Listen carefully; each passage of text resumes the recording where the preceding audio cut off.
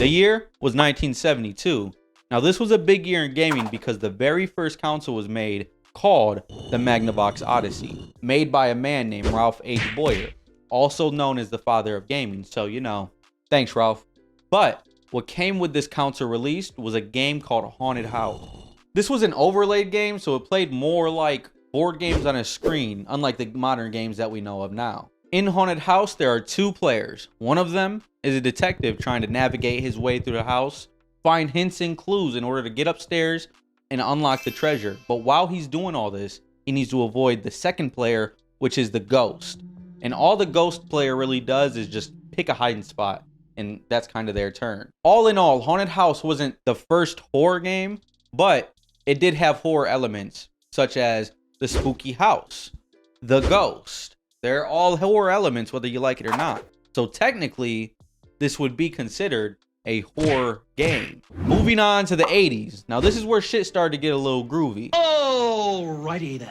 Computer technologies were advancing, so this would also mean gaming would advance too. Now in 1981, a game by the name of 3D Monster Hunter was released. Please don't go. It's great having you here. Don't do it to me. No. Where are you going? Vincent, we can't live side by side. The premise was a simple one. Navigate and escape a maze without getting caught by the monster.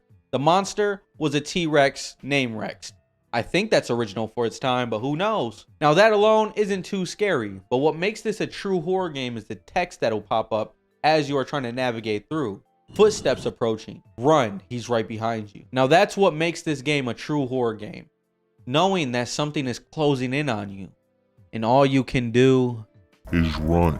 Moving on to later in the 80s, 1989 to be exact, Capcom developed a game by the name of Sweet Home for the NES. Now, you might be thinking, how scary can a game be with a name like that? But I'm here to tell you that it inspired Resident Evil. So you better put some respect on its goddamn name. Now, I would also arguably say that this was the very first survival horror game. Now, I say arguably because later on down the line, when Capcom made Resident Evil, in the promos, trailers, and such for that game, they coined it a survival horror game. So technically, survival horror came from Resident Evil, but this game has all the elements to be a survival horror. With things like inventory management, puzzles, and even permadeath, I would personally say that this is the very first survival horror game. Moving on to the 1990s to the 2000s. Now, I would say during this time, it was a huge leap in horror gaming. The reason I say this is because several titans came out. Resident Evil 1, Resident Evil 2, Silent Hill, Doom, Echo the Dolphin. Ugh, get out of here. Now, there are a couple games I want to touch on, which will be Resident Evil and Silent Hill. As you can see with the newest remake, Resident Evil was a beloved game. And who couldn't love it? It has cool characters, unique item management, as well as fun combat. And I feel that Silent Hill only expanded that. They had a more serious story, creepy atmosphere, things of that nature. Now moving on to 2000 to 2010. Nice. During this time, another shitload of horror games came out. Whether it be Silent Hill 2, Resident Evil 4, BioShock, Left 4 Dead, Dead Rising, Dead Space.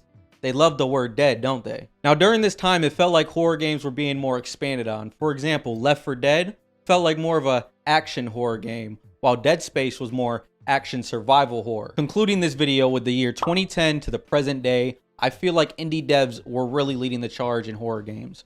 For example, games like Outlast, Five Nights at Freddy's, Limbo, Layers of Fear, all these games came out during this time. Wrapping this video up, I feel like horror has played an important role in gaming itself. Even games that aren't considered horror games still have the horror elements in them.